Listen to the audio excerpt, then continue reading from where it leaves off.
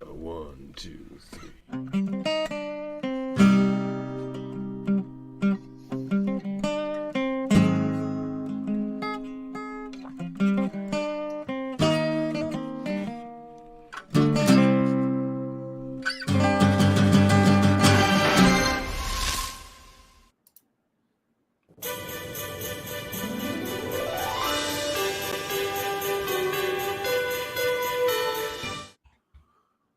Hello, and welcome to Xmas in May here at X Rated, the X-Men animated review show. You scum have sunk real low.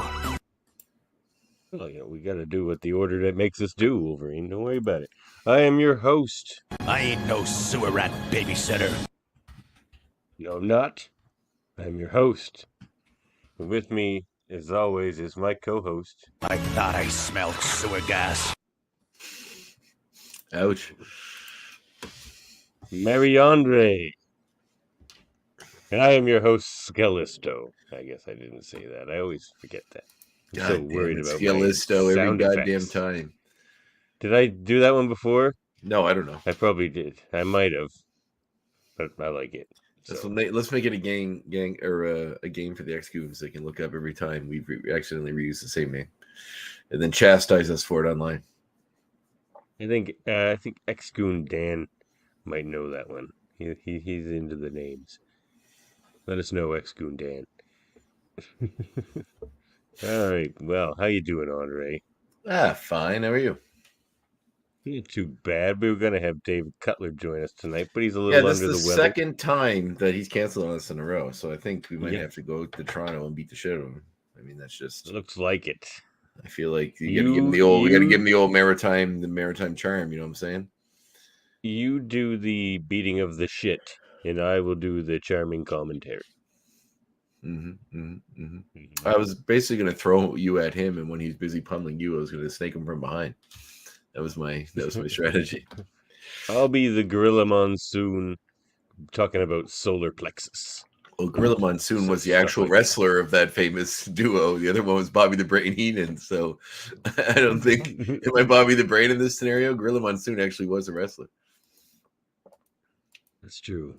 All right. Well, I'll be the Bobby the Brain Heenan. All right. Yeah. So to answer your question truthfully, I'm very tired, and I feel like I have a lot on my plate right now. But this week will hopefully clear something out. So yeah, we hope you're feeling better, Dave. Maybe you just need some of Wolverine's blood. This episode. All right. Before we get to that, the reason I'm tired is that I got asked to do security at the Megadeth concert in Halifax last night, so I was working there. Why? Because you're big? Well, yeah, hey, big guy. Want to do security at Megadeth? That's almost exactly the reason. But a friend of mine who's a wrestler's father owns the security company, and he was looking for more people. So they reached out to a few of the wrestlers. I said, sure. It's a good way to experience the concert, although I didn't get to watch it very much because I was literally standing in the center stage in the front, picking crowd surfers off.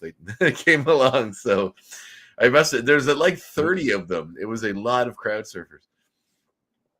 So I got a lot of lifting and pulling and cradling and bringing down to the ground, and then sending off on their way back to the back of the line.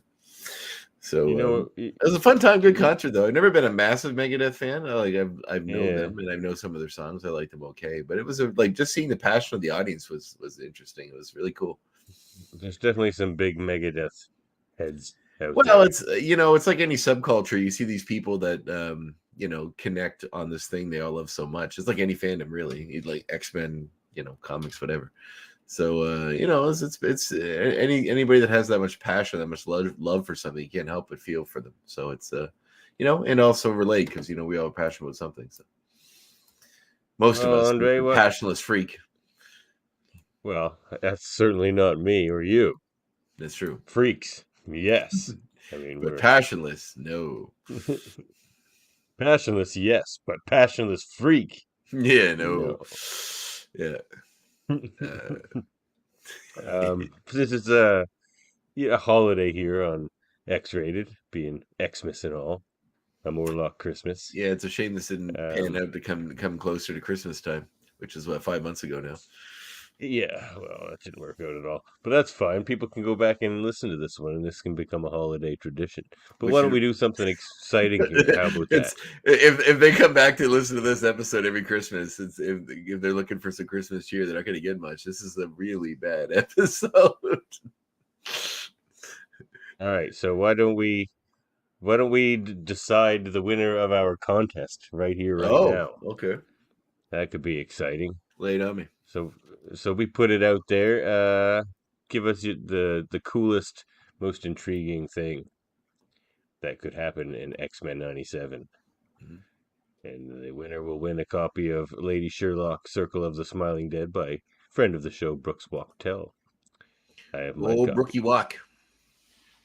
Is that what we're calling him now? No, I just We'll made have that to up on the ask him. fly. We'll have to ask him I'm about sure he that. would hate it. I know I would if I were him. So let's not All right. let's not make that a thing.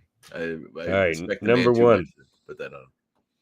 Here's number Am I one. the judge, in no or are you and I particular judging order. together? Because you probably Well, we'll seen get these your before I did. thoughts. I've thought of this kind of already, but we'll Okay. see what you think. All right, we'll duke it out. All right. So, season finale two-parter. Strife has arrived, but there's a big character reveal as a cliffhanger. It's Xavier. Strikes Xavier. No, I Interesting. think those were two different things. I think those were two different storylines. Oh, I would prefer if Strife came back and it was Xavier. That'd be pretty surprising.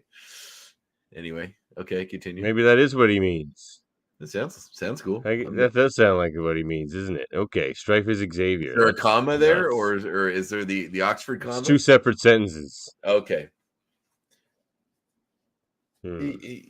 Well, I think Xavier come back at the end of the season is almost assured that that's how that's going to go. Yeah, or at least halfway through, But yeah, character reveal, cliffhanger.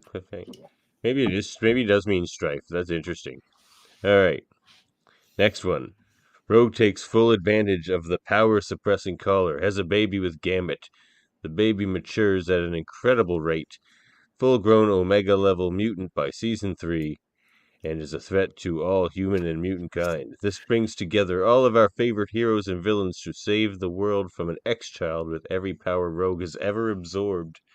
Rogue and Gambit struggle between saving their child or civilization. I don't see that happening, but that's an interesting theory. It would have to age insanely fast, being that this is the first Christmas Jubilee is spent with the X-Men in 4 years of regular time. It's not even been a sending year. her home with her parents. It's not even been a year since this episode has since this series had started within the continuity of the show. So an awful lot has happened in 1 year. An awful lot. As anyway, it's pretty. I guess that's comic logic anyway, but. Can you imagine if that was your life? Like literally every adventure the X-Men had on this show, you've experienced within the span of 1 year. The Phoenix saga, all the time travel shenanigans, like the Genosha stuff, the Friends of Humanity, the Master Molds, the Brood, all of that stuff, like the Tad, all of it. Like it's crazy. It'd be insane. Anyway, all right, next one. Phoenix will be back, but this time Jean can control it. Yeah, I think a return to Phoenix is probably going to happen.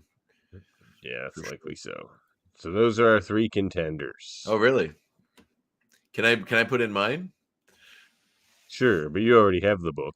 That's true. I can see it right here. But I think Cassandra Nova will show up this season. Oh, I think we'll get Cassandra Nova likely as well as some. I think they're going to take quite a bit of influence from modern, because they've had a lot of stuff to draw from. Until Xavier's back. Could be part of the reason. Well, maybe.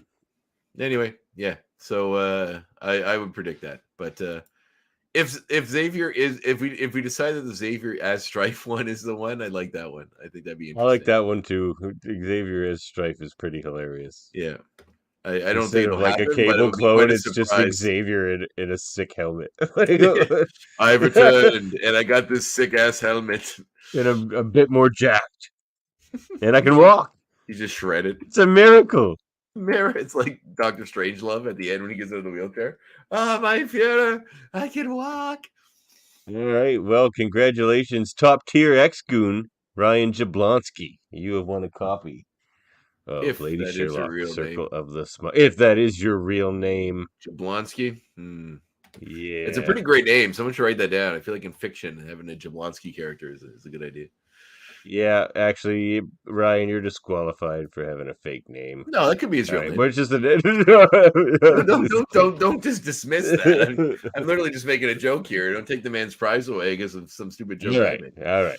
You may have earned it. Send me your address. Message me, and I'll send you your book. Send us your All right. address, your date of birth, Yeah. your mother's maiden Yep. name, and your social Yep. security number. Also, your credit card And number. those And then and we those will 3 digits on the back. Yeah, of we your need those credit two card. and the expiry date. And then we will send you your book.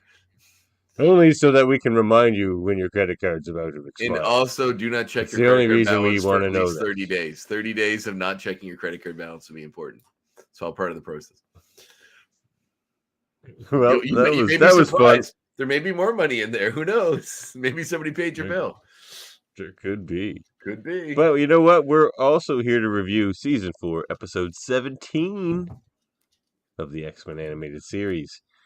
Have yourself a Morlock little Christmas. But it's Xmas, I guess. Xmas. Look, I just want to preface this before we get into this episode that I love Christmas. And I even sent Davan this message today. I said, look, man, I love Christmas. But this episode is objectively bad. Like, I think there's some good stuff here, but there's one thing that's really bad. It's just there's really there's very little good. Written by Larry Parr and friend of the show, Eric Lewald. Yeah, I don't want to shit on episodes too much because we've met some of these writers and they're really good guys and I know they're really talented people. Yeah. I don't want them to listen and think that we're shitting on their work. I know there's a lot more to just writing a show than saying here's my script and that's what gets done. There's a lot of and at least studios and there's a lot of limitations on actors and blah blah blah, and it's a lot of hoops you got to jump through that none of us can really appreciate until we're in said hoops. So, or we have to jump through said hoops. So, I don't want this to reflect as me talking negatively of the creative team. I just think this is not a great episode, and I can't defend it. I want to because I love Christmas, but I can't. All the writers we've had on too have shown their prowess. Yeah, episodes they've proven of this time and time again. Yeah, exactly. Even if they have a stinker here and there. Yeah, well, hey, it's the game. I mean, writing TV isn't it's like I said, you don't just get to hand them a finished script. That's exactly what you want it to be, and that's what happens with no input from the studio. Well, what do we got here? Got to play what happened last time. I do, don't I? You do. Right, let's do it. Previously on X-Men. Yeah. What happened? Yeah. Come on now. Let's go home.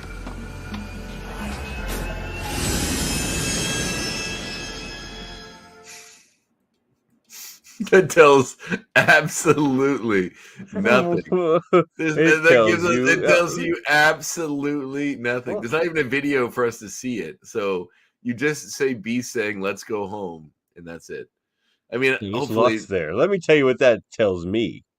That tells me they're if you getting didn't on the watch the Blackbird. previous episode. No, I'm going by sound only Okay. here. I'll close my eyes and listen to it again, even though it was just a sound clip. So closing my eyes adds nothing.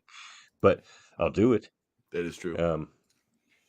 It tells me that Beast is looking optimistic towards the future as they get upon the Blackbird and take off Optimism's a reach. towards home. Probably because they've just completed some great mission. That was exciting to watch the last episode. And, of course, listen to the last episode of this show to confirm that. And, that's what that tells me. Mm-hmm. Lots there. That's bullshit. You know it. No bullshit, a bullshitter, buddy. Yeah, I can try. That's how you practice your bullshit. Well, I'm trying to multitask too much here while we're doing the show, so I'm going to go back to what we're doing. All right, so have yourself a Morlock Little Christmas begins with a nice little Christmas scene, a well-lit Christmas. I feel like this review, like I could literally sum this up in 3 sentences, and we don't need to go through this whole thing. Right, maybe 4. This is going to be the shortest episode ever. No, we can go. We actually should go through it. There's some funny stuff in here, but it is actually. I have a lot of sound clips. That's why I say there's good stuff here. All right. Well, do you have the one of them decorating the ridiculously? They're decorating the tree from like Eaton's. Like the tree that's a redwood. They cut that down. That's probably an They did endangered cut down tree. a redwood. That tree is so huge. Like, And that shipped in from British Columbia. that would make sense, I guess. But do you have all the X-Men singing the Better than old Grumpus over there. Wolverine. I like Grumpus. Well, I don't have the singing because that's already my theme. like they're all over here decorating the tree, like singing carols and have this nice time. And just slightly over to the left, like just over at the end of the room, is this a fireplace with one chair parked in front of it, directly in front of it, with Wolverine sitting in it, pouting, like just like an emo kid. Let's go home. That's not what I wanted. I wanted this one. There it is.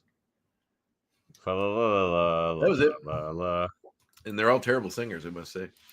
But and I'm not a good one, so I guess I have no frame reference. But anyway, Jubilee You tries want to hear me sing "Have Yourself a Merry Little Xmas" again, or a Morlock Little Have Xmas? yourself. Let me try that again. Have yourself a merry little Christmas. Morlock. Have yourself a Morlock little Xmas. That's beautiful. Oh, thank you. So Jubilee's trying to get Wolverine to join the festivities. You know, as Rogue says, he's a grumpus. He kind of storms off. He doesn't really partake in the Christmas spirit.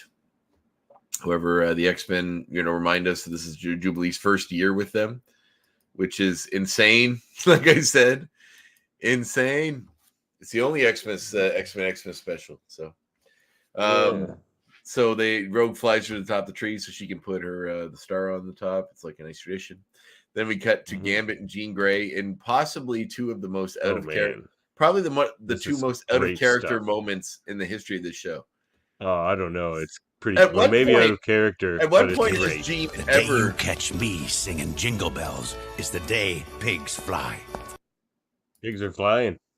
At what time, at any point in the show have you seen Jean get irrationally angry about anything, especially food? That's why I like this. Like, this is X-Men behind the scenes stuff. Like you often see in the comics where they're not really being their more militaristic selves when they're. I don't know. Jean's always seemed like kind of a sweet, sensitive soul, and she's ridiculously angry for no reason. Shit like this all the time. Like, maybe the vocal delivery was a bit like over the top, but I liked it. All right, well, I'm sure you have with people all the time. I'm sure you have a sound clip of this. You might as well play it. Oh, oof, what's this here you're cooking? It's called food, Gambit. Normal Christmas food. This need a little Gambit magic. Let's hear you cooking. So he goes to try to grab some spices, and she uses her powers to stop him from using the spices. And she gets really aggressive. Like, she uses her powers, and she goes, "You want to keep that hand straight?" And she goes from like 0 to like 8, like right out off the get-go. Like, stay away. I think they've been at it for a while in there, though, and he just finally got to that pot. Gambit also has this like ridiculously cartoonish Creole like chef outfit on with the striped shirt and the neck. Traditional, not ridiculous. Traditional. This is his culture. That's our culture, Andre. Oh, is it? The day that I need your help in the kitchen is the day that I stop cooking. And then when she does that, she knocks him back, and he dropped the pot of water falls on his head, which was boiling earlier, which probably should scald him, but doesn't seem to. And then a pan. He's tough. And then another pan. Those falls. boots. It was like and Jean smiles. It's like we're seeing all this fun. So then we see Beast cooking in his own way using lab beakers, hanging upside down and stirring something that turns green. You still know nothing about cooking no Christmas dinner. Oh yes, Beast. 'Twas Christmas broached the mightiest ale. 'Twas Christmas told the merriest tale. A Christmas gamble oft could cheer poor man's heart through half the year. So they say. Then we see Storm talking to Xavier, who's saying this is probably the happiest Christmas he's ever had because all his X-Men are together and they're having a good time.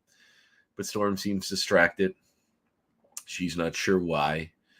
But she's just resenting that she doesn't really have as much of the childlike joy of that Jubilee has, sort of maligning that. And I guess that we all do when we get older. You lose a little bit of that childlikeness, but usually it's filled in by with so much to be thankful for.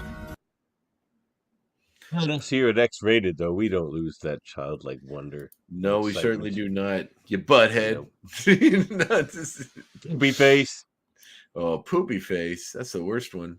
So they get an alarm that something's going wrong. There's some kind of a thing. They all run around trying to find out what it is. They like Storm busts in the door, and it's just Beast who's experienced food got out of hand and covered him in red goo.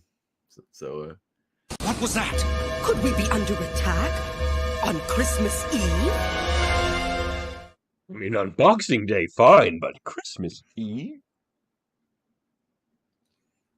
Yeah. So, do you have the line he says? He's like, although this chemical concoction has proven to be rather volatile, he's like, the combination of flavors is quite delectable. Like, just ridiculous. Though the chemical formula there you proved go. distressingly volatile, the harmony of flavors is impeccable. The harmony of flavors. Beautiful. He nailed it. Nailed it with his recipe. So Wolverine runs in, realizes that it was a false alarm, basically. They have to go out and grab some more stuff because I'm guessing Beast ruined some of it with his little thing. So it's the Christmas Eve shopping to get in the spirit. Wolverine does not want to go, of course. He's a Christmas Eve shopping? You're crazy. And I am crazy, sir. And then she goes, please. I always shop on Christmas Eve. Oh, that's the worst. I usually have most of my Christmas shopping done by the end of November. Most of it. Wow. I love Christmas. So like I like walking around on Christmas Eve and looking at the mall and stuff, but like I don't, if I buy something, it's probably for me. It's not really something I need. And then Jubilee gives her best doe eyes, like, please, Wolvie, for me. Yeah. And he's like, I do better trying to fight Sabretooth. So then they go out. We get a nice little Christmas scene of downtown New York, I'm guessing, with them at whatever the big Macy's, I'm guessing. That's the big one, right, in the States? It's probably busy on Christmas Eve. I can see what Wolverine's getting at now. So they have all these nice gifts that Jubilee is like blocking. I've never been able to get nice gifts for people before. This is great. Wolverine wants to get out of there. Pretty happy to leave. I would too, though. I don't like being in like. Wolverine kind of gets overwhelmed by like all the people trying to spray him with stuff or sell him stuff or whatever. Excuse me, sir. Would you like to try our newest fragrance for men? There's no normal voices in this show. Nobody can just be like a normal person. They call that. Nobody can just be a normal person. It's like, excuse me, sir, would you like to try the latest fragrance? They always got to be some ridiculous. You're saying Jamaicans aren't normal people? Well, no, I just mean in the show, there's very few actual Americans that seem to run into. Sir, think Jamaicans are normal people. I'll put that out there right now. Okay, that's not what I'm saying. Jesus. Okay. But it's like they're just like over here, it's like, God, would you like to get the fragrance, sir? And then there's like an Italian guy on the other side, like, hey, gabagoo. Like it's just like stereotypes everywhere. It's really funny. Yeah, they like to do their voices on this show. It's pretty funny. So they go. I call upon the raging wind. You're way ahead of me now. Yeah. But anyway, they go skating. Wolverine doesn't want to do it, but he's already wearing skates and is out there with them. So obviously he went through enough effort to go that far. But he is just kind of being a curmudgeon. But then they hear the sirens and it is an runaway ambulance that crashes onto the ice. Then we see two Morlocks, Ape, and what's the woman's name again? Oh, I forget her name. It's the one that makes you see stuff, right? Yeah. I just had it here. Ape and... It's just a name. It's just a name. Sunder? Annalie. Yeah, Annalie. Sunder not Sunder. Ape and Annalie. And I don't know why Ape's called Ape. I guess because he copies stuff, because you say you ape somebody if you copy something. Exactly. So that makes sense. But it's still kind of a weird... It's sort of, and he does kind of look like an ape a little bit with his face, but... Yeah. He makes his hands big a lot. Yeah. But he turned them into Morlocks would lie to their grandmother. Did you know that? Did you know that about Morlocks? No, I didn't. They will lie to their grandmother. Are you saying you've never once lied to your grandmother? I will say that. You can Lies of omission? Do they count? Oh, absolutely. Oh, then well, I don't know. Come on, you got to save Granny's feelings. So anyway, the Morlocks crash when the police are chasing. They're trying to get some stuff out of the back. Wolverine and Jubilee kind of rush in to thinking that they're stealing stuff from an ambulance. Basically, the cops arrive. There's a bit of a duke out with the Morlocks and the X-Men, but then the Morlocks tell them that Leech is sick. Something's wrong with him. They tried to take him to a hospital, but his mutant powers would just drain the doctors that tried to help him. So they weren't able to assist. So they're trying to steal this medical equipment to help him in some way. So Wolverine doesn't really believe them. Of course, he thinks they would lie to their grandmothers. But they're doing everything they can, basically try to save Leech. So they want Storm, who's their leader, who they haven't seen since she become their leader. And this episode is full of people trying to make Storm feel bad about not actually visiting the Morlocks. And they're right. They're like these people that live underground, like away from society. And she hasn't done nothing to help them since becoming their leader. Like still in the ground. I'm guessing a few weeks. I'm guessing based on the timeline of this show, a few weeks ago. Well, but she did offer them to live at the mansion. It's so ridiculous that they don't, because we see what kind of squalor they live in, like in this episode, and they're supposed to. They love their squalor, Andre. I don't know about that. Are you just saying homeless people like being homeless? Is that what you're saying? And now for a musical interview.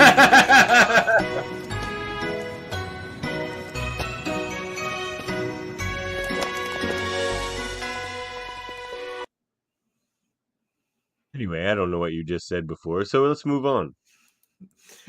So I can sum up the rest of this very quickly, because there's not much to really talk about. No, the X-Men go down. Plot-wise, no, not at all. They go down. They find that Leech is sick. He's dying. Wolverine says they can't move him because he's got a low pulse. They want to try to give him a transfusion of Wolverine's blood to help heal him. Yeah, this is bad stuff. Callisto, is this Christmas charity, or did you just come to watch a Morlock suffer? I do not deserve that. Yes, you do. Do not deserve that. You 100% do. You 100% do. These people look to you for leadership, and you've done nothing since you became leader. You're like literally like, well, I can't be bothered to go help those sewer dwellers. I got to go fucking off to fight Arcade or somebody. No, he can't.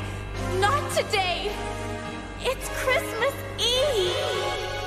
So Jubilee's upset that he could die in Christmas, I guess. Yeah, Leech could die on Boxing Day. That's not. Yeah, it's just not Christmas. If you could just wait and die on Boxing Day, that would be way better. Don't ruin my first Christmas with the X-Men, Leech.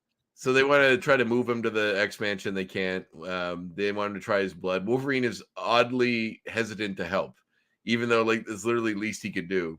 He says that he tried before. He and Storm has is like, though I hate it, everything it's about is good stuff. Like there's some good acting and. Well, he just says he tried to help people in the past. I am asking you to show the courage needed to save a child's life. He wouldn't be dying if you looked after these people. Oh, 100% right. But at no point do we ever actually know what's killing him. They never tell us what disease he has, what virus he picked up. If he got, he just got sick with something and he's dying. So Wolverine basically says that he's tried to help in the past a couple times. It has worked, but very rarely.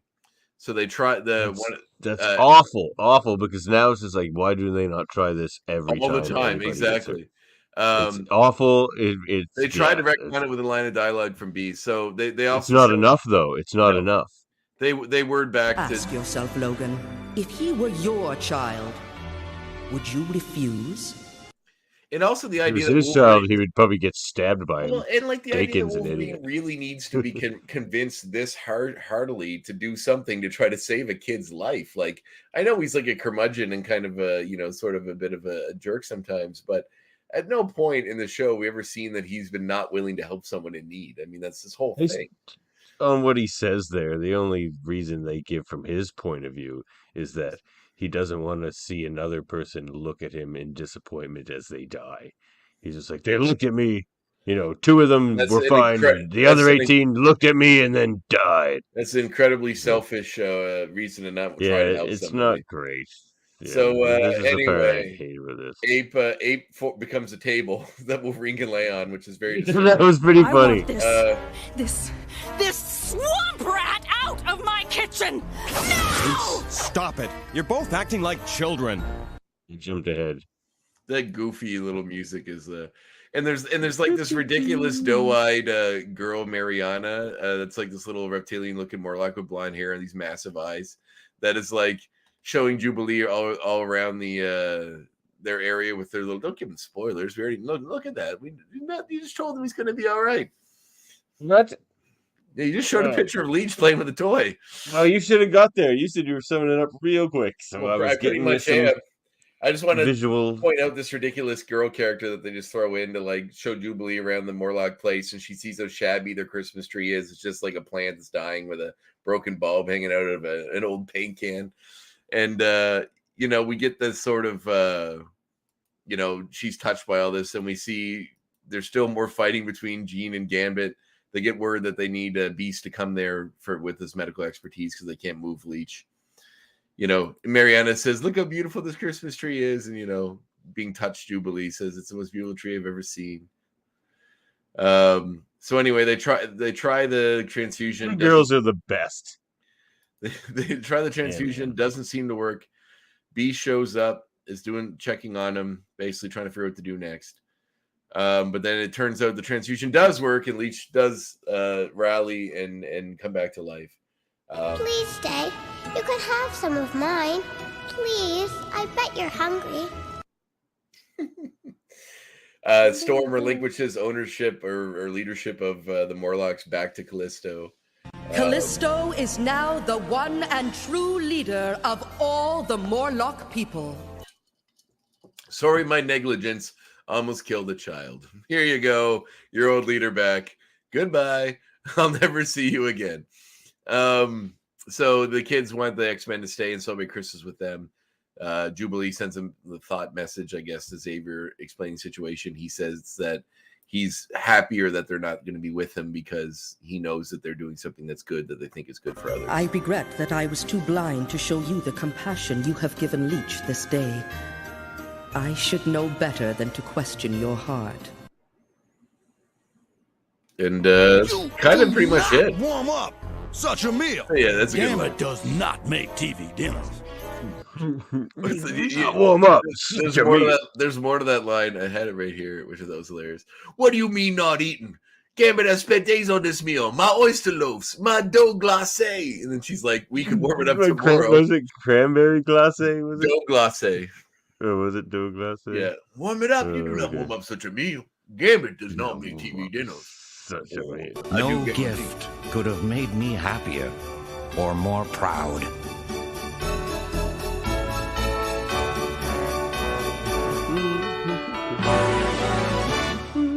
Like, I feel like there's not really a moral of this story because Jubilee wasn't like selfish at all in this episode. There's no lesson to learn. Wolverine, it is nice to have a little Christmas Eve-ness in halfway to Christmas, I guess, or getting there. Yeah, like just I don't know. I feel like if she was like selfish about Christmas or selfish about getting presents, and then she learned a lesson by seeing people with less, finding joy in each other and not on material things, and I feel like there's a lesson to be learned here. I don't know what the lesson to be learned in this episode is. It's supposed to try to lighten up Wolverine, I guess. They just had 2 episodes that redeemed him essentially from being all messed up from Proteus and from Weapon X. Well, if we watched him in the right order, it would have been Weapon X first, and then him going to Japan and getting his mojo back. So it's like it just feels weird that he's back to being shitty Wolverine again. Anyway, end of episode. Each of us will have to look into his own heart and decide. Sad. The Tad. You man, you go first. No, you go first. I went first last few times because it's going to be low. I just want to see how low yours is first. That's not great. I wanted to see how low yours was first. Look into your heart and decide, buddy. All right, I'll look into my heart and decide. It's not great, but there was I like a lot of the humor. Well, there's one really bad thing that just ruins Wolverine forever. Forever. Ever?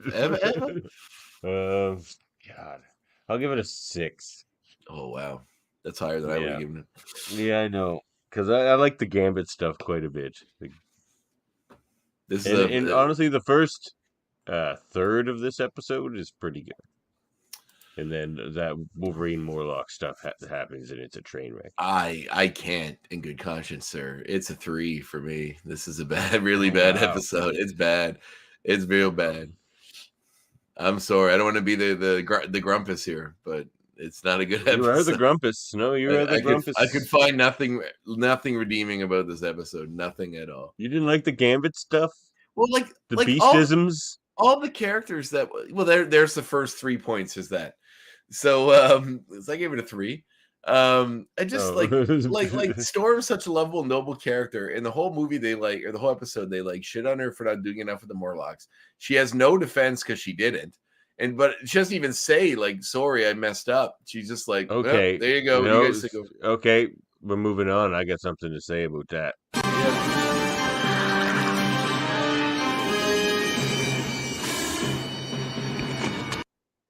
You are in fact wrong about that, Andre. This episode, in fact, goes out of its way to show why Storm is a better leader than Cyclops, and I shall play it again for you, sir. I shall play it again for you. I regret that I was too blind to show you the compassion you have given Leech this day. I should know better than to question your heart. She says that to Wolverine. Cyclops, yes, that's the kind of thing Cyclops never says. He never realizes. Okay, but that's not the Morlocks.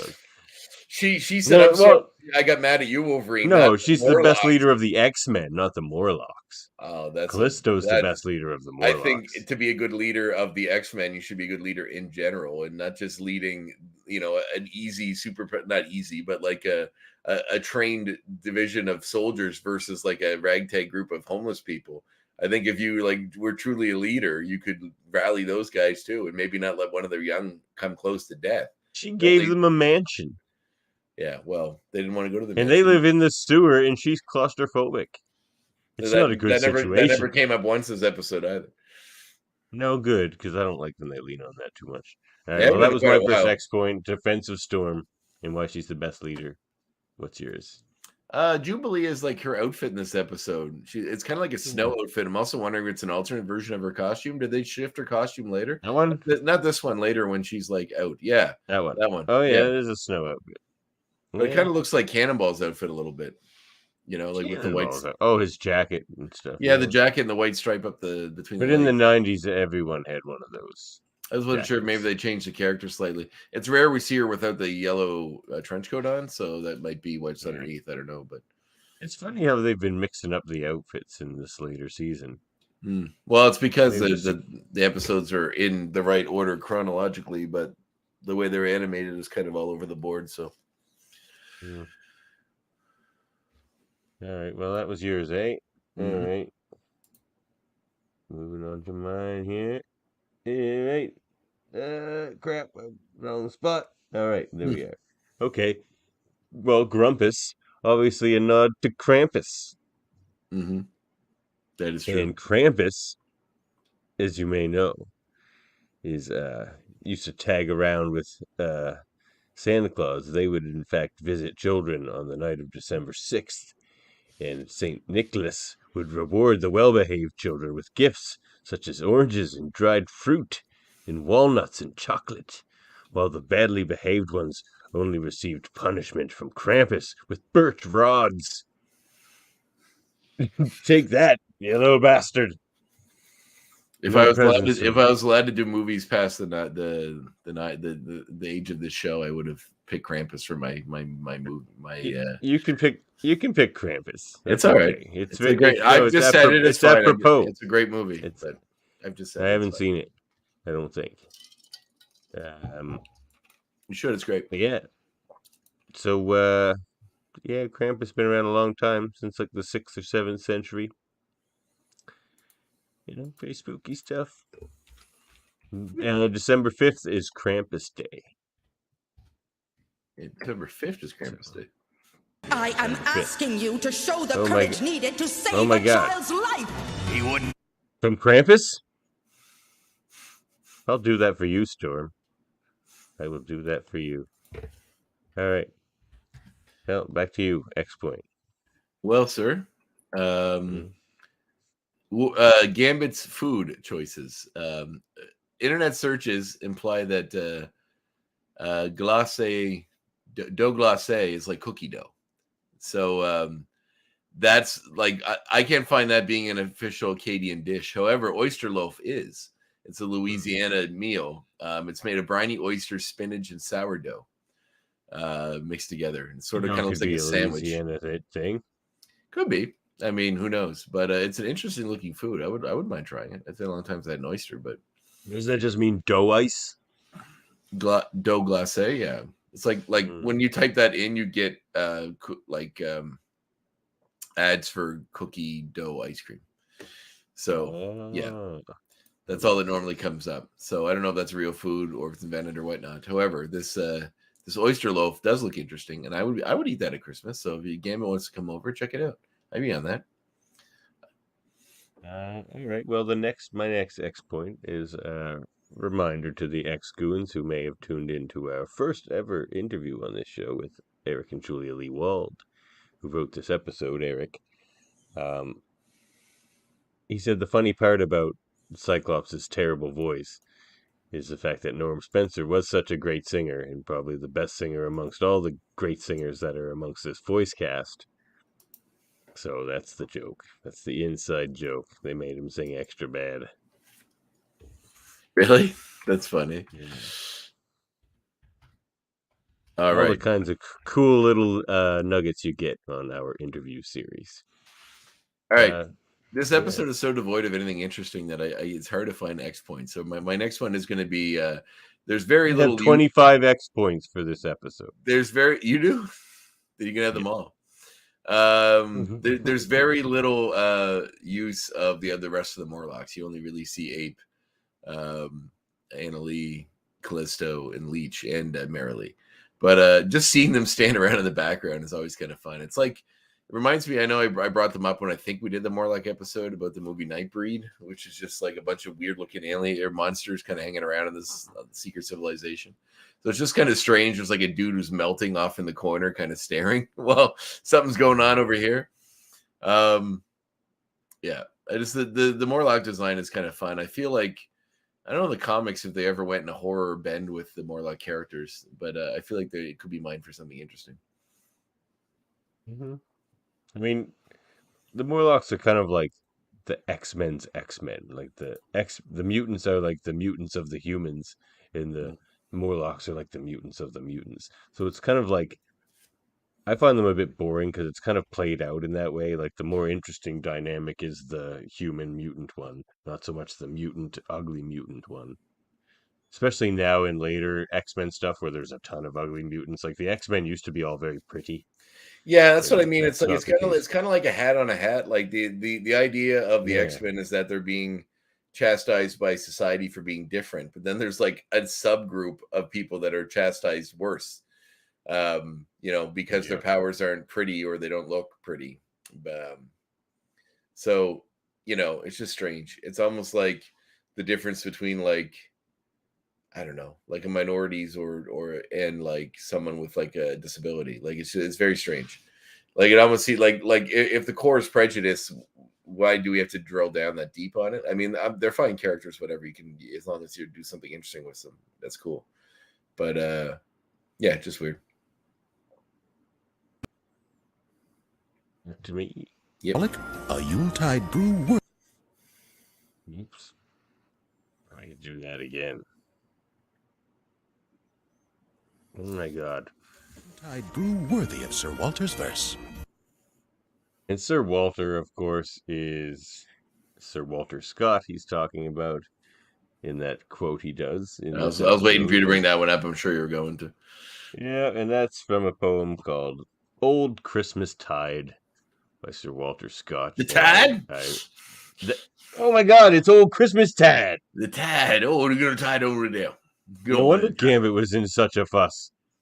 You getting the It tad? was the Christmas tad. That's even more important than the tad. The tad. Gee, Cher, get out of that kitchen, Cher. This All right, is for the tad. my fourth. But it's a really long ass poem, like a super long poem. I've started reading it, and I was just like, no, this is super. And those are like the last 4 lines that Beast says. My next point is there's a Morlock called Tar Baby. There is, and I feel as though that name's probably been changed in the Marvel universe as they continue to call him that. Well, you just don't see the Morlocks anymore, really. Well, that one I feel as though is the connotations of that term in modern society, and even when this show came out, really. I mean, I know It's that the same when this came out. It's more common then. No one, a kid today wouldn't know what that is. maybe not, but it's funny. Just reminded me of a kind of. I guess these X points could also be opportunities to go on a tangent. It's also probably derivative of something not offensive, and that's probably what they. Well, it's from an African folklore is where the term came from originally, and then the first time it kind of got used in the mainstream was the Brer Rabbit and the Tar Baby segment from the Songs of the South, which is the Disney film that is kind of the Black Eye of Disney because it's full of fairly racist stereotypes about Black people. But when I was a kid, I had that story on a book with the record and everything. So I read it a lot. But then when you got older and you looked at what and you get kind of get into the know about like the gollywog way they would depict Black people in little cartoons and stuff, and you see what that Tar Baby looks like, you're like, oh, this isn't good. The term itself is a little problematic, and it just sort of it's funny to see it pop up in a very mainstream way on the show. Was he called that in the comics? Yeah. No. Yeah. He's just like a white character with really tall hair and an eye patch. Nope, that's not him. It is in the comics. The one well, not in this one. He's kind of melty looking. You see him standing around the background. He's got like suspenders on, a ripped shirt. He's kind of got gray skin and brown hair, and it's sort of like grayish bluish skin. I'll send you a picture. Anyway, go ahead. Anyway, my last X point. Mariana. I just thought it was a weird coincidence that this little girl here called Mariana looks kind of almost exactly like Marina. That is true. She's a mutant. She's not a mutant, is she? With just like a reverse color scheme with the hair and the skin. So that's interesting, and I'll talk about that again here. She's not a mutant though, right? In the comic, I feel like she's an alien, isn't she? Oh, she's an alien, yeah, but she thinks she's a mutant. I sent you a picture of Tar Baby. Okay, I'm gonna look at that then. See if that's the one in the comics. That guy. Oh, see, I thought it was the guy behind him. No, that's I don't know, a mask. No, that's a mask. That's one with the weird face. That's the guy with the eye patch. Not Tommy. She's the glowy one. That makes more sense. Sunder? Is that the guy with the eye patch? Maybe. No, Sunder's the big dude. Strong guy. Erg? Yeah. Yeah, Erg. I don't know. ERG. That's that guy. That's Erg? Yeah. Oh, I had them confused. All right. Right on.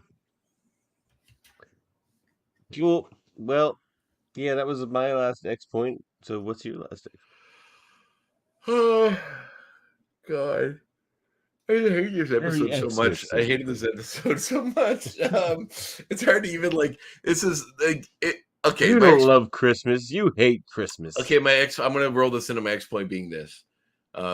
Any fan of this show knows that eventually you're gonna hit the wall. And the wall is gonna be when this show dips rather seriously in animation and story quality because they went to a really low budget studio to get this thing produced. It hasn't happened yet. But it's coming. I feel 4 episodes away. Well, and they also didn't think they're getting a 5th season, so that was part of the reason why they didn't go that deep into it. But this episode makes me fearful of what the future lies in this show. I know, I know the next 4-parter is going to be pretty cool. It sounds like a bunch of time travel and craziness. It's probably going to be one of the best of the series. But after that, it sounds like it's going to be a real hard slope downhill. So this show got some gems. Yeah, the Wolverine team and the Captain America one sounds fun. I remember that one. But Well, funny you mentioned that because the voice of Captain America will Chris be on Evans. this show in 2 weeks. Lawrence Oh, Payne. he did the voice of Captain America as well? He did. That's fun. So check that out. Next in our interview series, actor He's also the voice of Lawrence Cable, Payne. which we should definitely highlight because that's what he's known you for. can ask him about it. Well, actually, we already got the answer on the Man from Borneo stuff, but you I'll introduce him as that in a couple of weeks. The Man from Borneo. I'd be interested to hear it's always interesting when you hear people speak in their normal cadence when they're not doing voice work.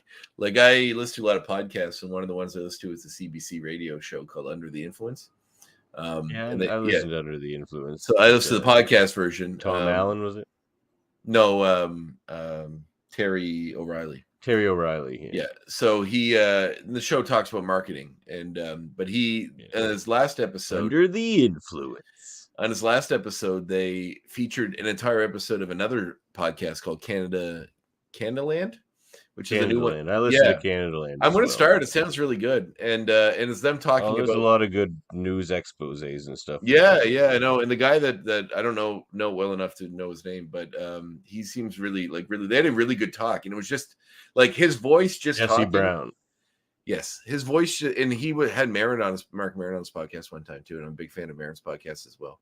His new episode with Paul Schrader just came out today. The guy that did Road Taxi Driver and crazy awesome director is worth a listen. But because Maron's always talking. We'll listen to the Canadaland expose rat fucker. That'll blow you. Yeah, they talk about that. They did a few ads because Maron's podcast sign up with Acast, so you get targeted ads for your area. So I get a lot of Canada podcast ads now, and that one sounds very interesting. Canadaland does sound interesting, but just listen to Terry O'Reilly talk to this guy like you and I would talk for 45 minutes to an hour. His voice is so different than when he does the show. It's just funny. It's not under the influence. It's with Terry. He definitely does like this radio. Yeah, there's definitely a radio voice that comes into play, but just listen to him talk. It's very interesting. Yeah. So, I'm worried about the quality of the future of the show. That's all I'm saying. I know it's going to dip, but it's coming hard. It's coming fast. Let's see. This next 4-parter looks very exciting. Yeah, I am excited for that. Hey, check this out. Hey, check this out. Our comic reminiscences and recommendations segment. I usually go first for this. What are they doing up there? What am I doing up there? We're checking some stuff out. So again, that little girl just made me think Marina. So you see, it's just like the color swap. So there's Marina, and there's the little girl. It's just a bit of a color swap, but same deal. So that's what my big takeaway was, something that's not even in this episode, which was Marina. So I'm gonna say, check out some of the Marina stuff in Alpha Flight. I'm guessing that this episode John Byrne's Alpha Flight. This episode is no origins in comics. I mean, they've done Christmas issues as well. Like there's one Christmas issue I have where the Sentinels attack. Ooh, but how Christmassy. Yeah, they're quite. But I am going to talk about Sentinels attacking here in a second. But this one, Alpha Flight number 4. Look at that gorgeous cover from John Byrne. Look at that, the hand holding up the world. So that hand is the master of the world, who is in this issue, he tells Marina her origins about being an alien and all that. So, very important Marina issue here. And then we have Alpha Flight number 15, and also Submariner's off with a little dalliance with Sue Storm in that one. And they come upon. Is that John Byrne's Submariner run? Yeah. Well, no, this would be before that. Okay. He did Alpha Flight, and then he did Fantastic. No, it was during his Fantastic Four run, I think, because he was doing Fantastic Four back then as well. But so also Alpha Flight 15, Namor's back, and Marina is gone a bit feral, and she's scrapping with him. And this is in Lake Ontario. They're Puck and Marina go to Lake Ontario to do a mission, and Namor's just swimming around in Lake Ontario. So that's kind of weird. Not the cleanest water. Not like that Wakanda water he was enjoying Those so much. zebra mussels that slice people all up. Yeah, he's down there getting zebra mussels and sea lampreys. Yeah. Well, isn't Marina kind of a lamprey? Does she have that sort of ability or something like that? What? Like a Or am I lamprey getting to her like suck onto you? Maybe I'm getting her confused with somebody else. Maybe. I don't know if she does that. She mutates again because she's an alien. But no, this one came out in 1984, the year I was born. So what a magical time. No matter who wins, the good guys. So yeah, so eventually she ends up hooking up with Namor at some point. But the last Alpha Flight one I'm going to show here, just because the American Canadian border's been in the news lately on things like Canada Land. Here's your plug, Jesse. Yeah, give us the plug, Jesse. Yeah. Alpha Flight number 43, strike across the border. Sentinels are attacking. It's a bit of a Canada-U.S. brouhaha. It's like the War of 1812 already again, but it's Sentinels versus Alpha Flight. Interesting. That sounds fun. Oh, yeah. Nice. So, Alpha Flight, check it out. Just found a sneaky way to plug Alpha Flight. That's all that was. All right. That's good. Back over to you. What do you got for us? Well, I just finished reading this not too long ago, and it's beautiful. It's by Mark Russell. It's Superman Space Age, drawn by Mike Allred and written by Mark Russell. It's fantastic little miniseries that sort of drops Superman into his original sort of timeline of coming up in the 50s, going into the 60s, basically his whole lifespan. And they probably jumped him forward now, right? And he probably grew up in like the 70s now or something. Yeah, this appears to be like a universe, a pre-crisis version of an Earth, because the crisis universe does sort of tentatively play into it around it. But it's have you read All-Star Superman? No. Oh wow, you should. It's like the definitive Superman story. But this is sort of like the one by Grant the Morrison one? Yeah. It is. But anyway, it's a beautiful book that actually, like, Mark Russell's writing is incredibly intelligent. And he deals with themes that like you don't normally get in your comics. This one has a real existential bend to it, and sort of about the sort of keep holding on to hope even in the face of dire consequences, like universe earth destroying consequences, that even if you can there's a lot of philosophy in it and a lot of interesting ways to look at life, and it's really like a heart-wrenchingly sad but also hopeful book. That is kind of what I want from my Superman. I want the hope. You want Christopher Reeve. I want hope. I want hope for my Superman movies, and I haven't got it yet, I guess, except for the Christopher Reeve movie, I suppose. But those movies have their own issues for me. I have to rewatch them. It's been a long time. But yeah, it's beautiful, beautiful book. Goes through Superman's kind of the whole lifespan of this hero, including other DC. You get different versions of like Batman, kind of in that era, as long as some of the Justice League characters as well. But mostly centering around Superman, sort of dealing with becoming his best self in order to do the most good. And sometimes that doesn't necessarily mean just beating up criminals. It means using everything of his knowledge to try to cure disease and save the world in a real world way. So it's beautiful. It's a fantastic book. And I can't suggest it enough. It's fantastic. Read it. Got it. All right. Sam says we should do a writer's room for possible X-Men 97 episodes. That's a pretty fun idea. Writer's room is one of my Star Trek mini shows where we were building a season of Star Trek, and we've only done the one episode. And I'm sure DC will see it, or Marvel will see it, and then hire us. Of course they will. Just like Star Trek's gonna hire me. They should. But yeah, they should. But funny you say that, Sam, because we do have a X-Men radio theater in the works. So look forward to that. I love how you talked about it like it's something we've been talking about for years. You brought it up like a day ago. Like it's in the works. Today. Yeah, it might have been today, actually. It might have been today. Yeah, you're right. It was today. I move quickly. You'll learn that about me.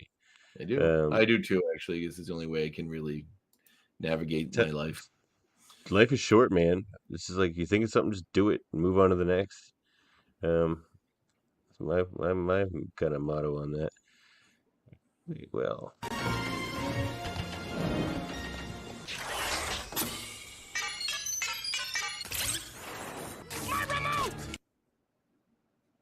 Is your remote taking us tonight, Andre? Deep into the dark jungles of the past. Oh my God. In which we go into Christmas-themed old movies, in which there are many. One thing I didn't mean to bring up is one of my X-Point, which I should have suggested, actually, which would be a much better suggestion than what I actually picked, but would be You Can't Take It With You by Frank Capra. It's a black and white movie. Same guy did It's a Wonderful Life. Starring Jimmy Stewart again. About a guy who kind of a rich sort of uptown type who catches the eye, or who catches feelings for this young girl that he sees.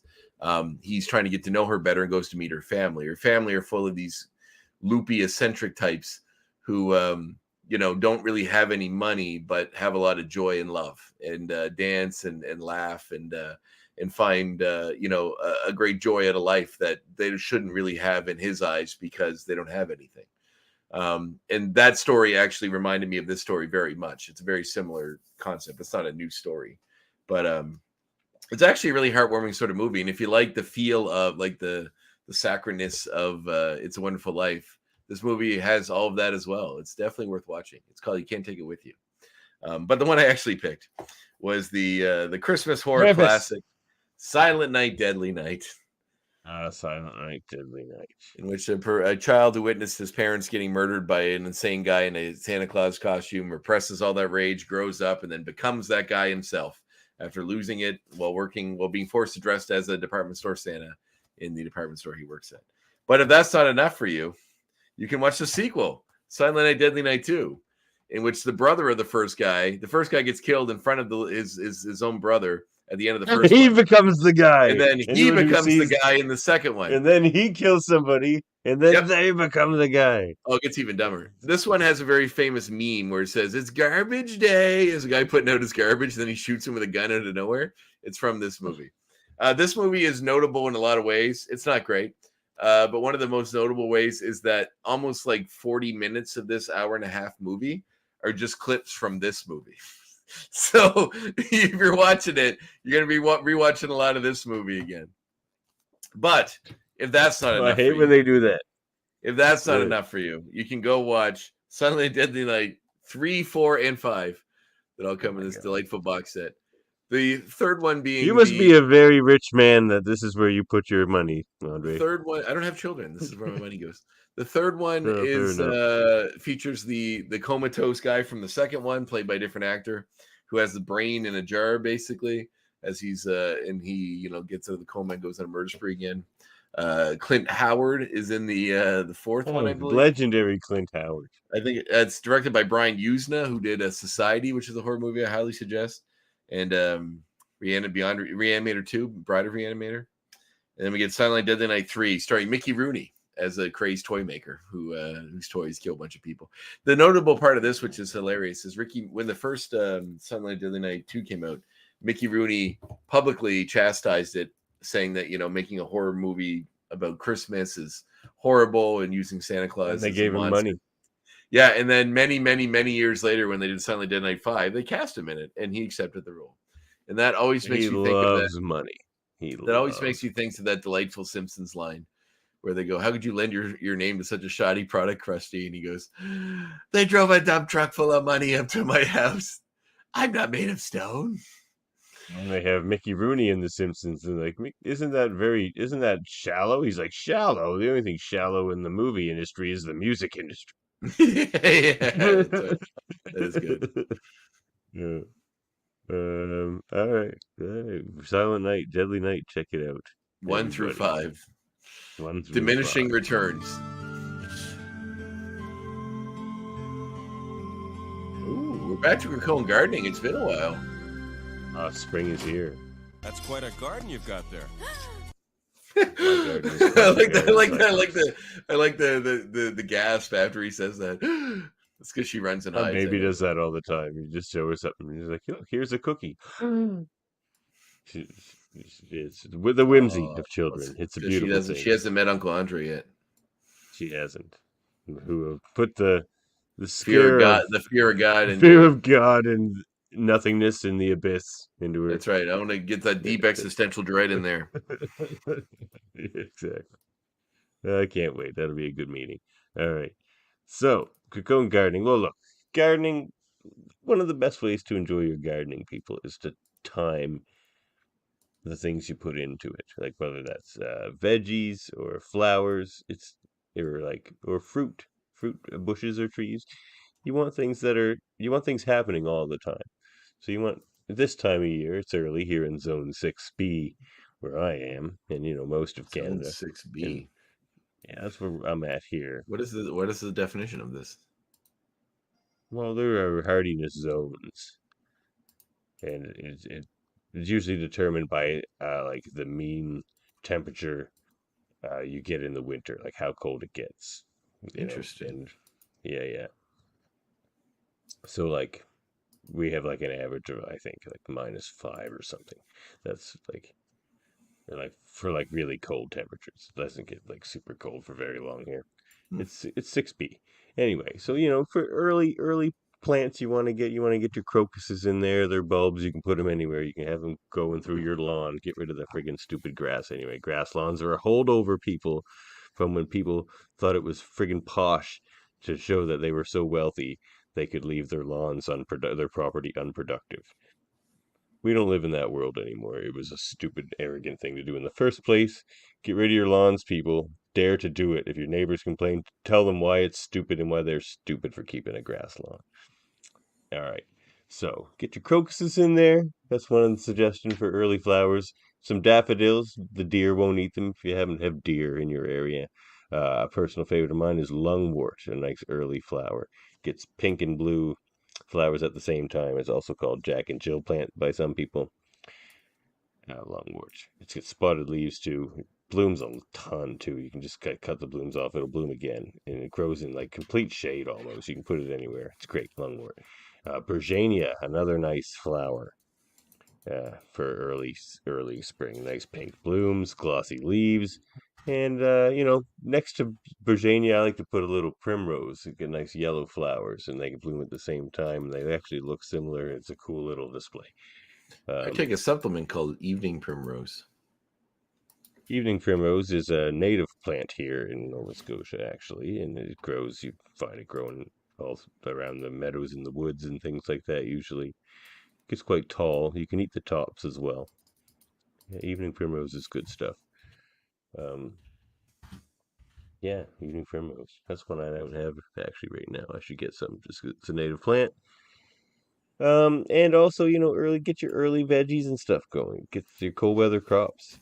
You can have carrots in the ground right now, peas, get lettuces. You can start them inside. You can put them out now. Things like that. Kales, get it growing. Get it growing.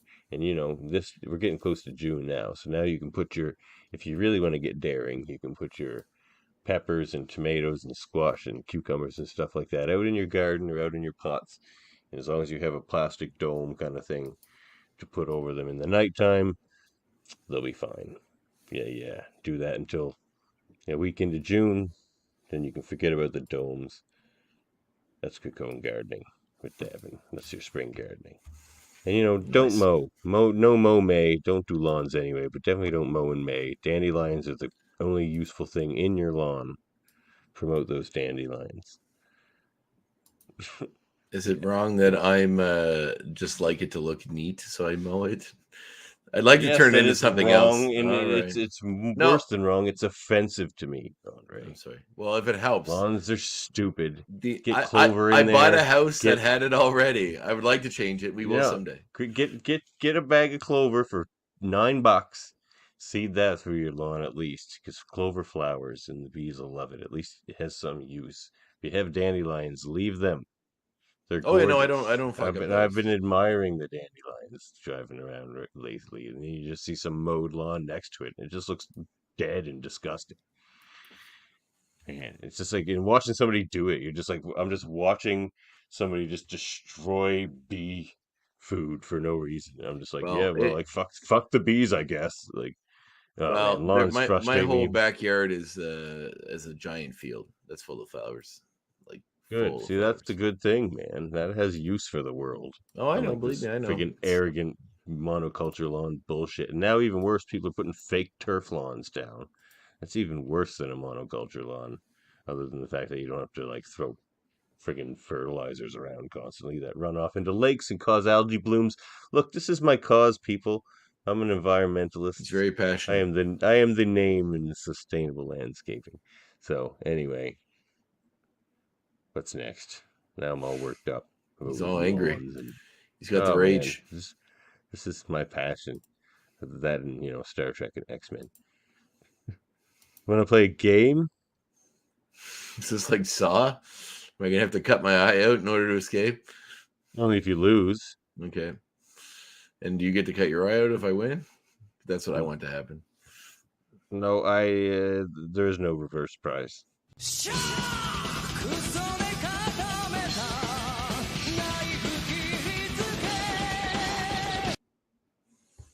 Let's play a little guess the statistics. Fun. Oh, this guy. Yeah, why not? I'm gonna pull out some cards here. What do we got? Who do we got? Let's guess some statistics. So, I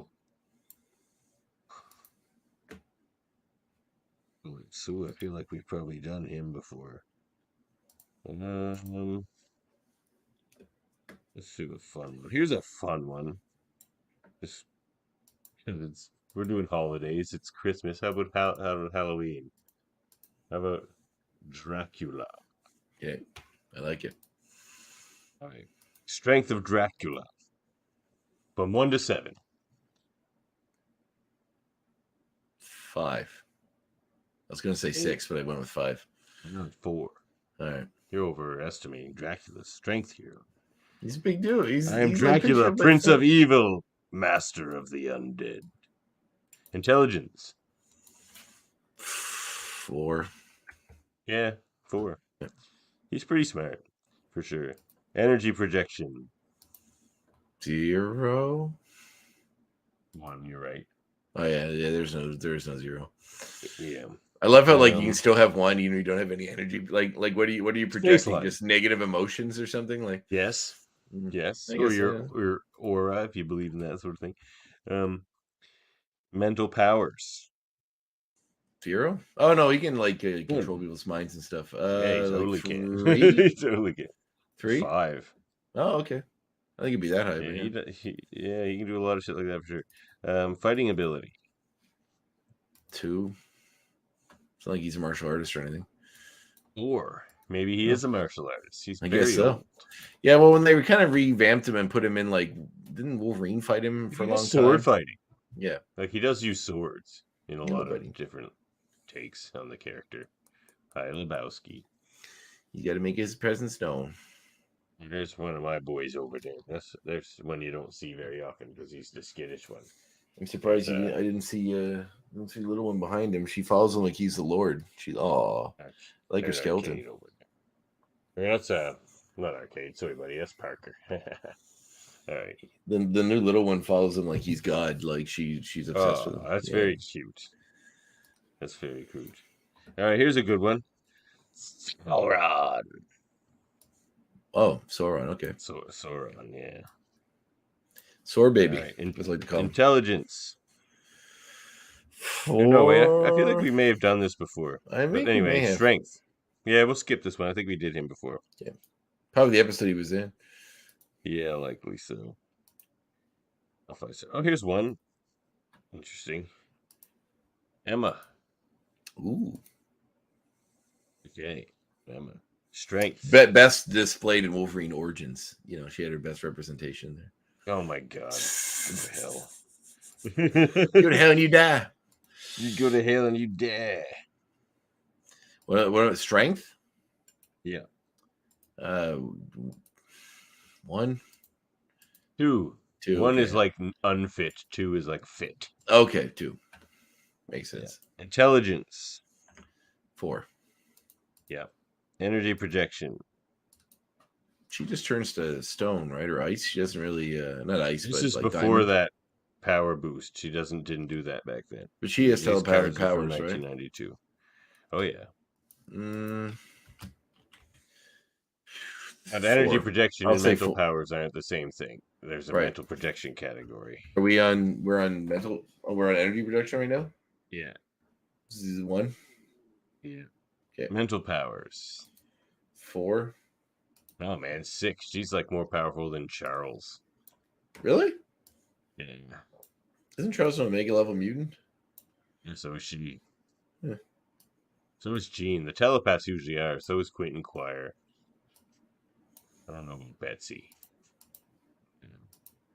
Fighting ability. 2. Yeah. Speed.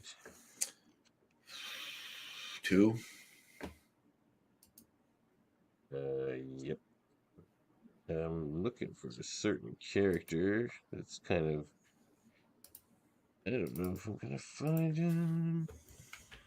I actually did kickstart that book. That's the Marvel Masterworks '93 set with all the big oversized art book with all his paintings. So that should be in soonish, hopefully. Sweet. Well, crap. One thing I did mean. Oh, I'll let you finish your segment here first. Yeah, let's move on. All right. Wait, go ahead. Oh, my dollar store finds today. I found also Ant-Man Quantumania came out on Blu-ray today. If anybody's looking to get that, but JLA Brian Hitch's JLA run, which I'm like, I don't know. Brian Hitch's art is hit or miss with me. I'm kind of a lot of miss lately. I'm the same actually with Brian Hitch. It seems kind of like sometimes he really puts a lot of detail in it, sometimes he doesn't, and a lot of this doesn't feel like he did. It looks like he has kind of like a couple of styles he bounces between almost. And the other one was this MZ one. agrees with you, Andre. 3 out of 10. Yeah. Only one episode is worse, MZ says. Like which one was that? Which one was worse? Yeah, which one was worse, MZ? Did we watch that one yet, or is that probably in the next season? Oh, maybe so. The other $5 Dollarama comic I got was the DC meets Hanna-Barbera collection. So it's all those combos they did a few years ago, where like Green Lantern teams up with Space Ghost. Booster Gold goes back in time and hangs out with the Flintstones. It's a bunch of them, which are kind of goofy. I feel like there's another Suicide Squad and Top Cat, and it's the Johnny Quest and Adam Strange. So yeah, it's a lot of ridiculous stuff, but kind of fun. Righto. All right. Well, I guess that's pretty much it for the show. We can. What kind of? Do you have any homework? All I need now is for you to contact your students, Professor.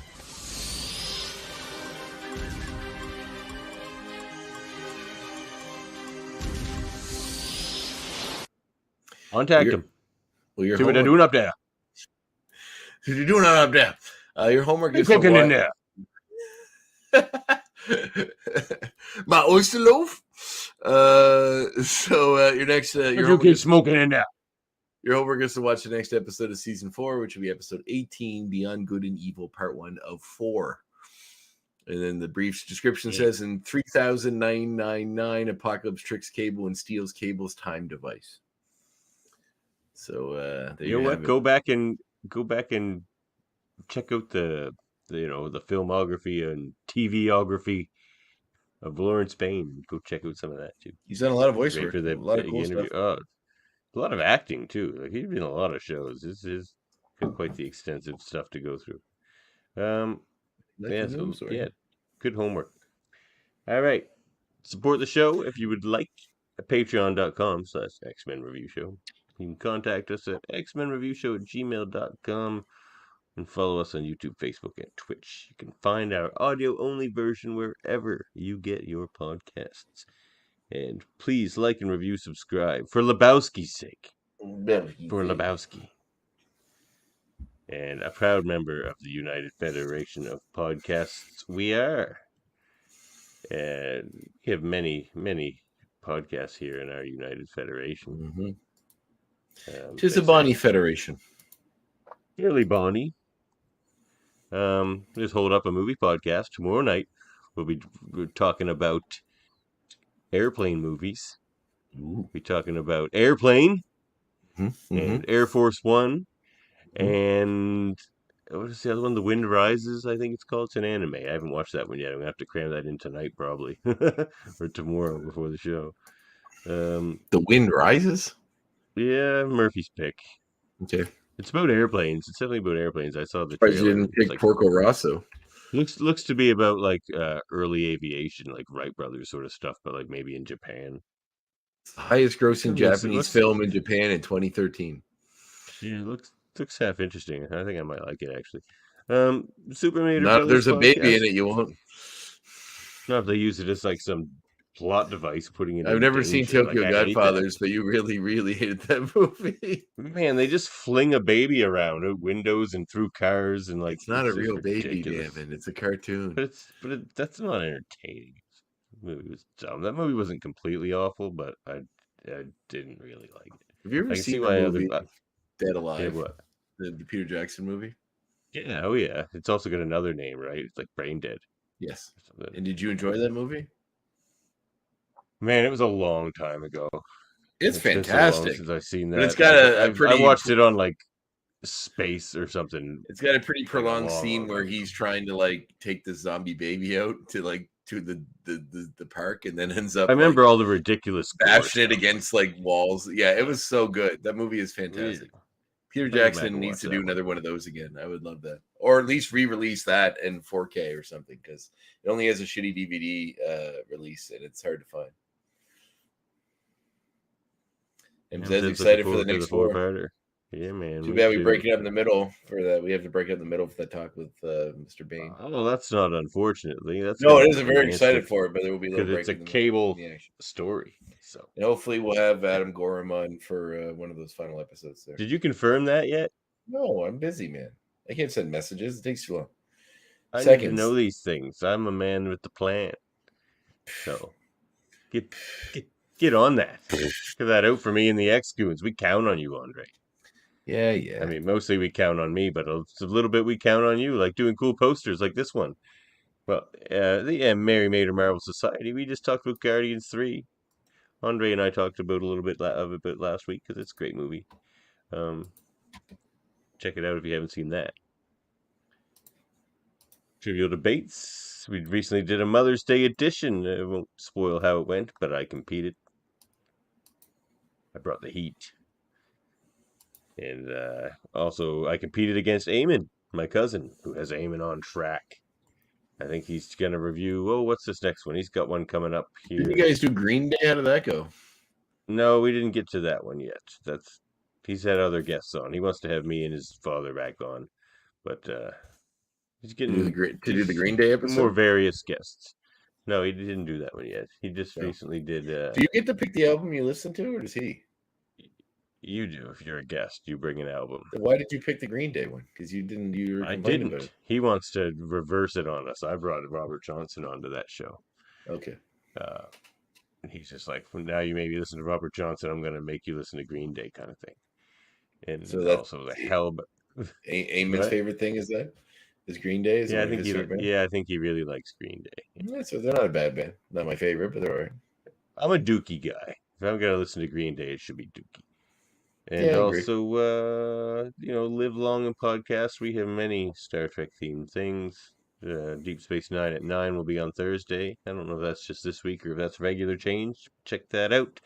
I have a Locutors of Trek audio episode in the can. It's been in the can for a while. I just have to edit it, and it's been tough finding the time, but we'll get that out there for you dear Star Trek fans. And of course, there's...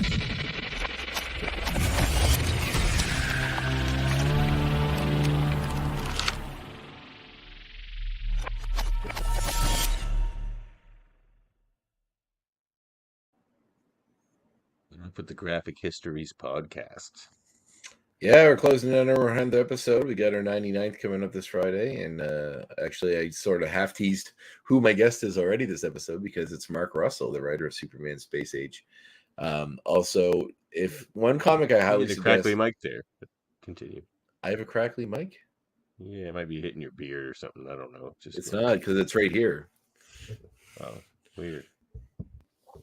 Anyway, Mark Russell, the writer, he did some amazing work, including the Flintstones graphic novel. And DC did those Hanna-Barbera relaunches a few years ago, where like they did the Scooby-Doo Zombie Apocalypse one with Jim Lee and all this other stuff. They did. He did the Flintstones one, and I can't begin to describe how smart, intelligent, and amazingly good that comic is. I did not expect anything from a friend suggested me and raved about it, and I read it, and I was like, he's right. It's fantastic. It uses like a primitive society bedrock to sort of pick apart the modern society and some of the stupid shit we do nowadays by kind of exploring it in the old timey way. And when some of these things that bedevil us today were being built by primitive societies. It's very interesting. They have a really good episode or issue on the economy and why, the capitalism and all that sort of stuff. The economy of bedrock. And that'd be it's pretty funny. If you're into Kindle reading on comics, which I recently kind of discovered just because if you get Kindle Unlimited, which is like $10 oh man, your mic is just getting worse. I don't know what's happening, but it's deteriorating. What are you talking about? Yeah, your mic is mad crackly. Well, I don't hear it at all. Yeah, because it's your mic. Okay. Well, this is a Yeti mic and it's brand new, man. I don't know what else to tell you. I know. You give me trouble all the time with your tech difficulties. But anyways, but it is interesting what you say. They do sneak some really good stories into some of the sillier licenses in comic form. Like some of the sillier TV licenses and stuff. They'll like do really kind of more serious takes with the same animation style and stuff, but in comics. And it's like, like Donald Duck comics and things like that are good, and Scrooge comics and Simpsons comics. And people really like Sonic the Hedgehog comics. Yeah, this one's kind of on a different level. It's made for adults. It's very good. Saying Sonic the Hedgehog isn't made for adults? No. Certainly not. Your mic sounds fine now. So you fixed it, whatever you did. Let's get out of here, shall we, now that you've fixed your mic? Yeah. Maybe you can interrupt me some more and tell me it's crackling. Hey, man, I'm the quality control guy. Yeah, okay. I have to think of the Ask Murphy how he feels about that. If I'm not looking out for the X. Remember for 3 seasons where your mic, your computer fucked up almost every episode?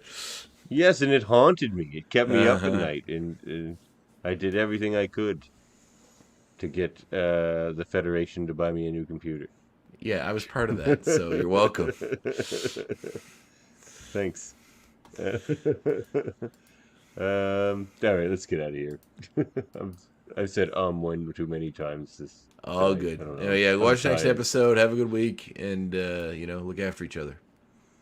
Yeah, it's a nice ending. I gotta get out of here. All this good cheer is driving me nuts. It depends on who you ask, I guess. Maybe so.